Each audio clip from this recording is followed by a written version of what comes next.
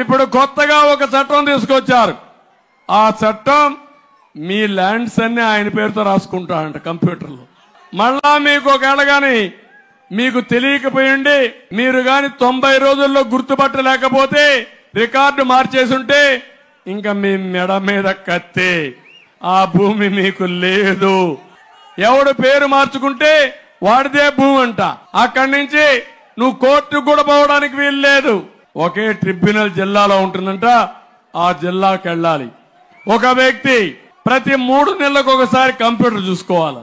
10-1 లేదు, అడంగల్ లేదు, పట్టాదారు పాస్బుక్లు లేవు. కానీ జగన్మోహన్ రెడ్డి మీ రాత రాస్తాడు. నీ పొలం నీదంటే నీదే, నాదంటే నాదే. ఒకప్పుడు నిజాం రాసేవాడు, ప్రతి ఒక్కరి పొలాన్ని దానం చేసేవాడు. ముందు నీకు ఇచ్చేవాడు, ఇంకొకరికి ఇచ్చేవాడు, మళ్ళా ఇంకొకరికి ఇచ్చేవాడు. ముగ్గురు కలిసి కొట్టుకునేవాళ్ళు.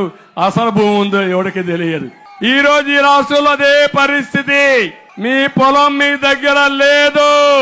మొన్ననే మీరు చూశారు, మీ పొలం మీ పట్టాదారు పాస్ పుస్తకం దానిపైన బొమ్మెవరిది అంటే వాళ్ళ తాత మీకు ఇచ్చాడా?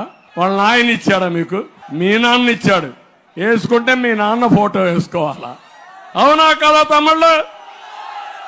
అంటే ఒక మనిషి ఉన్మాదం ఎంతవరకు వెళ్తుందంటే కడాన మీ భూమిని కూడా మీ పట్టాదారు పాస్ పుస్తకం మీద బలవంతంగా